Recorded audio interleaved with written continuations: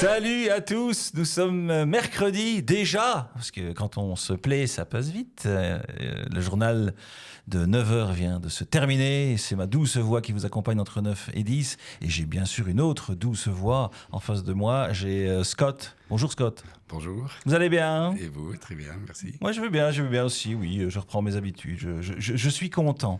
Alors Scott, vous êtes là aujourd'hui pour nous parler de plein de choses. Vous êtes le président d'une association sans but lucratif qui s'appelle le Folklorama au Grand-Duché de Luxembourg. Donc je vous remercie aussi parce que vous êtes le premier interviewé de ce beau pays qu'est le Grand-Duché, puisque nous diffusons jusqu'au Grand-Duché de Luxembourg, bien entendu, vous le savez. Alors Scott, j'ai envie de commencer par vous, avant qu'on parle d'un agenda bien spécifique. Scott Chris, c'est qui le président? Oui, donc je suis président de l'association depuis presque 20 ans, mais je fais partie de l'association depuis 38 ans. Donc depuis tout petit, j'ai commencé dans cette association. C'est ma passion,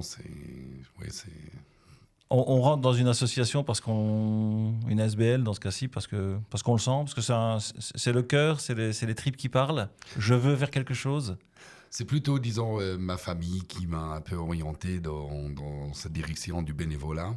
Comme je dis, il y a déjà beaucoup d'années.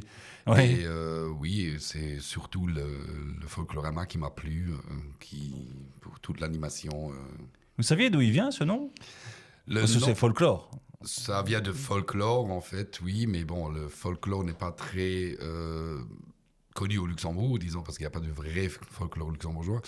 Mais donc, c'est les présidents précédents, oui, qui ont cherché un nom, et c'était un monsieur qui a trouvé ce nom-là, et oui. Oui, il est sympa ce nom, il faut le garder. Alors, vous qui êtes habitué depuis quelques mois maintenant, vous savez que je ne le faisais plus avant l'été, je ne sais pas pourquoi, j'ai oublié peut-être. Mais j'avais mes fameuses citations, et puis j'ai décidé de faire évoluer un petit peu le concept en me disant, mais qu'est-ce que vous avez envie d'entendre ou de retenir en plus, bien sûr, de cette interview. J'ai le dictionnaire des belgicismes dans mes mains, je vous le montre ici pour ceux qui regarderont sur le lien YouTube, parce que Mario est toujours là, Mariovic, que vous retrouverez d'ailleurs tous les vendredis dorénavant sur Inside Radio. Donc Folklorama est une ASBL, n'est-ce pas, Scott? Oui, c'est sûr. Oui, vous savez que ASBL, c'est un belgicisme. Oui. Donc c'est un organisme à but non lucratif qui se consacre à des activités philanthropiques, éducatives, sportives, patrimoniales et sociales. Donc voilà, je vous le conseille, ce petit livre, si jamais, parce que Noël arrivera très vite, pour mettre en dessous du sapin, c'est assez sympathique. Oui, donc vous avez dit que vous étiez dans l'association depuis très longtemps, mais président depuis 20 ans, c'est ça? Oui, c'est ça, ça va faire 20 ans maintenant. Oui. Comment il va le président après 20 ans? Parce que logiquement, je pense que les présidents, ils tiennent 20 ans, les présidents? Ou c'est un peu plus court? C'est un peu plus court. Normalement, chez nous, c'était la tradition de 10 ans. Mais disons, après mes premiers 10 ans, mon conseil ne m'a pas lâché. Et donc, maintenant, je suis au double.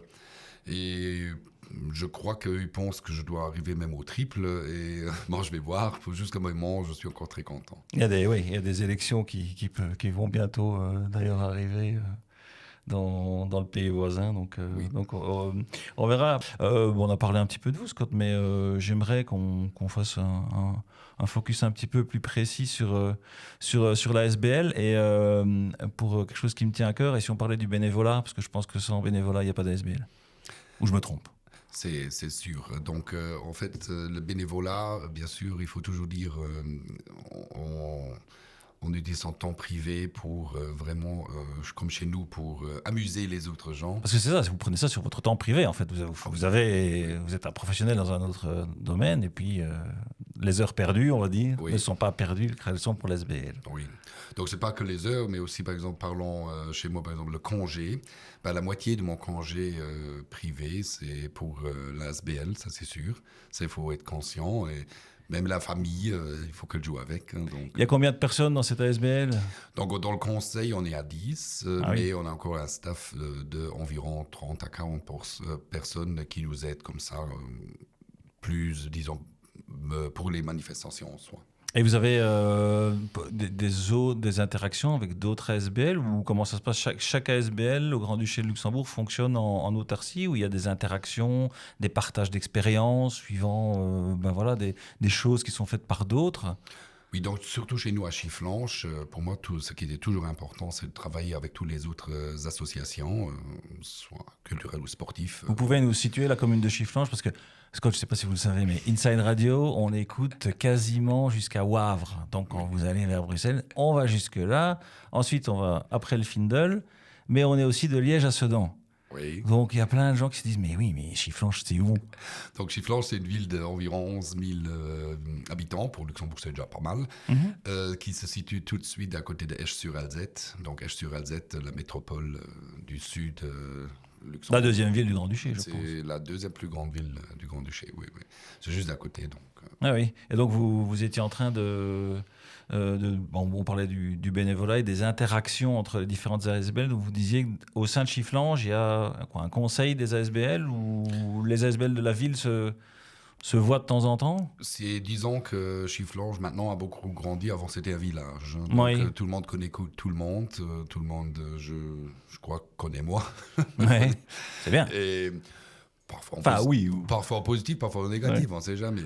Mais disons que l'interaction se déroule quand même, c'est-à-dire on travaille avec d'autres associations ensemble. Si eux ils ont une manifestation, nous on leur aide, soit en effectif, soit en matériel.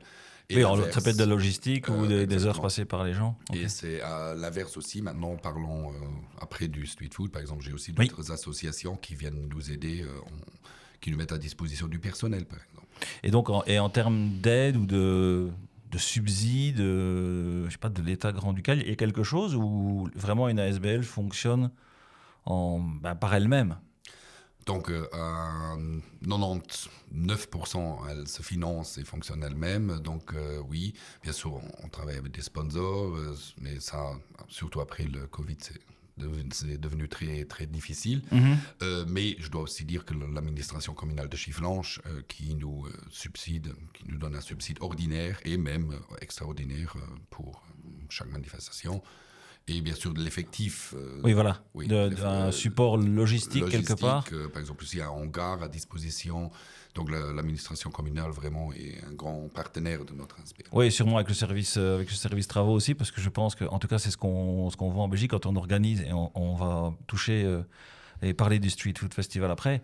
Mais les normes de sécurité se sont renforcées au fil des années parce qu'il faut descendre le risque. Oui. Et donc, on a besoin, je pense, d'avoir un support logistique des administrations communales. Très bien. Écoutez, bonne nouvelle. Alors, on a bien teasé, Scott. Je pense que les auditeurs vont rester avec nous avant cette nouvelle pause. Alors, on a parlé de plein de choses extrêmement intéressantes, de ce qu'est une ASBL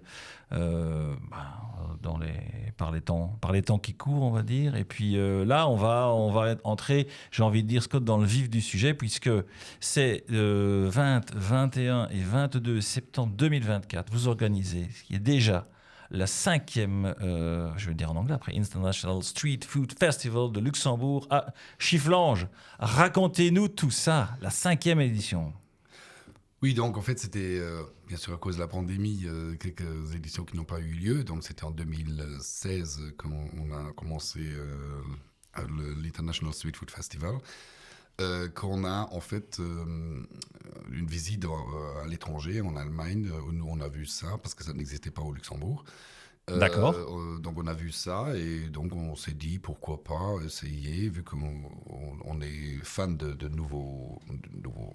nouvelles idées. Ouais. Et donc, on a essayé ça avec un hyper grand succès. Il s'agit bien sûr de toutes les expériences culinaires que les gens peuvent faire. Et donc... Il n'y a pas que ça, je vois effectivement 20 vendeurs internationaux, mais des animations culturelles, oui. En plus des délices gastronomiques. Oui. Donc on a les 20 tracks internationaux, c'est-à-dire vraiment de cuisine mondiale de tous les continents. Oui. Vraiment de la cuisine italienne, argentine, de la cuisine asiatique, syrienne, indienne. Donc vraiment, il y a de tout. Et bien sûr, en luxembourgeois, on dit Essen und trinken geht immer, c'est-à-dire manger et boire, Et ça boire. marche toujours. Ah oui. Mais il faut aussi quand même de l'animation. C'est pour ça qu'on a fait aussi un programme culturel. Non, c'est très bien. Puis, alors, en lisant votre dossier de presse pour préparer cette interview, je voyais plus de 20 vendeurs internationaux, mais c'est des vendeurs qui proposent des plats, on va dire, internationaux, mais qui sont basés au Grand-Duché de Luxembourg, ou vous les faites venir de l'étranger? Donc, vu qu'on est limité cette année à 20, on a ici au Luxembourg quand même une cinquantaine de trucks différents. Et on a pris donc du Luxembourg, mais les gens, la plupart d'eux, je les connais. Oui. Ils viennent vraiment de ces pays. C'est pas maintenant le Luxembourgeois qui fait de la cuisine du Venezuela. Hein. Non, c'est vraiment une personne du Venezuela qui l'a fait. Donc c'est vraiment, ils viennent de ces pays, oui. Mais oui, et ça me fait penser à ce que j'ai lu aussi, expérience immersive. Les visiteurs pourront découvrir non seulement des plats uniques, mais aussi les histoires et les traditions qui les accompagnent. Et qui de mieux que celui qui a le plat ancré dans son ADN pour en parler, pour le faire. Je vois aussi qu'il y a des objectifs du festival que j'ai trouvé absolument magnifiques. La promotion de la diversité culinaire, l'encouragement de l'entrepreneuriat et la sensibilisation à la durabilité. Alors là, ça me parle, Scott. Allez-y, Oui. expliquez-nous tout. Non, en fait, c'est surtout, ce sont souvent des petites entreprises, surtout des jeunes gens qui ont pris un risque. Et donc, nous, on veut les soutenir dans ce domaine-là. Ça, c'est le premier point. Bien sûr, faire la pub pour eux, parce que d'expérience, ils ont fait des bons contacts pour d'autres projets sur notre festival. Maintenant, tout le concept, en fait, on veut montrer aux gens que, pour nous, le plus intéressant, c'est que tous les visiteurs qui viennent aussi de toutes les nations, Oui. vraiment de différentes nations, qui soient ensemble, qu'il y a un bon on peut vivre ensemble, on peut fêter ensemble, on peut tous faire tout ensemble. Et alors la durabilité, alors les pratiques durables, les options éco-responsables, c'est aussi quelque chose qui est, je pense, important pour vous, puisque c'est un objectif du festival. C'est venu depuis quelques années, ou parce que c'est très à la mode, et heureusement d'ailleurs que ça l'est. Notre commune est une commune verte, donc c'est-à-dire une commune qui a un label vert, et nous on se tient sur ce label, et donc on veut vraiment que les gens y voient que ça peut aussi marcher sans le plastique, sans tout jeter, sans vraiment, on veut montrer aux gens, oui, il y a une discussion générale au Luxembourg, pas qu'au Luxembourg, partout, mais pour la protection de l'environnement. Oui. Mais regardez, on fait ensemble tout un week-end et ça marche, et sans que ça dérange quelqu'un. Oui, et sans que ce soit peut-être un effort, Oui. c'est aussi, à ceux qui organisent de mettre ça en place, parce que je suis bien d'accord avec vous de dire que quand les choses sont là, même si c'est des évolutions, si elles sont bien amenées, elles sont embrassées, on va dire. On touche un mot sur... je sais pas, est-ce que vous voulez encore dire autre chose sur cet événement? Donc on le rappelle, 21-22 septembre à Chifflange. Dites-moi. Très important pour avoir tous les détails. Il faut voir sur le site Facebook où il y a tous les détails, par exemple sur le programme culturel, sur la possibilité du parking, très important, parce qu'on met aussi à disposition une navette gratuite. Donc tout sur le site sera actualisé, comme ça les gens sont informés de tout. On va terminer cette interview ensemble. On espère que vous avez déjà eu envie d'aller voir, d'aller déguster des plats à ce 5e International Street Food Festival qui se déroule donc du 20 au 22 septembre. C'est ça que vous me disiez, Scott. Au niveau des horaires, dès le vendredi fin d'après-midi, je vois, 17h. C'est ça, avec un after-work. Avec un after. Et je vois que vous avez affluence, j'espère que ce sera influent, mais l'affluence attendue entre 8 et 10 000 personnes sur le week-end. C'est de la logistique, tout ça, derrière. Oui. Il y a une hyper grande logistique derrière. Oui, c'est ce que vous disiez aussi à la fin juste avant la pause, c'est que, il y a en termes de mobilité, il y a des accès navette pour que tout le monde puisse aller profiter de tout ça en toute sécurité. Je crois que l'entrée est gratuite. Ça, c'est important aussi. Oui. Nous, on dit, on veut que les gens viennent avec la famille, avec tout le monde. C'est pour ça qu'on a dit l'entrée sera gratuite, bien sûr. Les concerts, c'est gratuit. Même l'animation pour les enfants et tout ça, tout est gratuit. Pour que les gens puissent, même en famille ou entre amis, passer une bonne journée ou un bon week-end. Donc pour les parents qui viennent d'entendre, pour que les enfants viennent avec nous, on peut les occuper avec quoi, les enfants? C'est des jeux en bois, c'est des châteaux gonflables, c'est des barbes à papa? Oui. Donc il y a un peu de tout. C'est en fait une association qui s'appelle les mamans et les femmes de Luxembourg, oui. De Chifflange, pardon, qui s'occupe un peu de ça, qui fait de l'animation avec les enfants, qui fait des jeux avec eux, bien sûr, un château gonflable comme on connaît. Et en fait, c'est tous des mamans, où maintenant les enfants ne sont plus aussi petits, et qui font ça. Aussi pour, bien sûr, c'est aussi une ASBL, donc aussi pour une bonne cause. Ah, parfait. S'il y a un plat que le président Scott que j'ai devant moi a goûté sur ces 4 dernières années, puisque on n'est pas encore à la 5e. C'est quoi le souvenir? Mon souvenir, c'est en fait la diversité qui m'a plu. Donc okay, vraiment c'est pas un plat, c'est pas vraiment un plat, mais c'est vraiment de faire du taste, de goûter un peu là, de goûter un peu là, par exemple l'entrée là, le plat principal là, le dessert là. Oui, puis de partager aussi par rapport à des nouvelles saveurs. Oui, exactement. C'est pas de les vivre tout seul, quoi. Oui, j'ai même eu des cuisines que je connaissais pas. Je suis comme un petit globetrotter, mais j'ai eu des nouvelles expériences pour moi. Et c'est par exemple, ce que je rappelle très bien, c'est la cuisine syrienne que je n'ai pas connue, qui est une cuisine formidable. Mais venez découvrir tout ça, vous qui nous écoutez, c'est 20, 21 et 22 septembre. Et puis j'ai envie de creuser encore un petit peu, Scott. Là c'était le plat fétiche, on va dire. Donc c'était la diversité des plats. Mais s'il y a une anecdote sur ces plus de 20 ans maintenant dans cette ASBL, le moment de vie où vous dites, allez oui, je donne des heures, je prends sur mes vacances, et puis parfois je dors pas, mais je le fais pour ça. Ça, c'est quoi? Le ça, c'est, parlons, les yeux des enfants. C'est ça, c'est surtout à la cavalcade, au carnaval surtout. Ah oui, parce qu'on peut toucher aussi un mot de la cavalcade. Parce qu'on organisait aussi la cavalcade de Chifflange depuis aussi. Donc ça, c'est plutôt dans l'année. C'est près du dimanche de carnaval, le dimanche d'après. Donc, par exemple, là, moi j'ouvre toujours le cortège, et si vous voyez les petits-enfants là, avec les yeux, qu'est-ce qui va arriver, qu'est-ce qui vient, oui. avec les sachets pour les bonbons et tout ça, là tu dis, ok, c'était bien que tu as travaillé 8 mois là-dessus.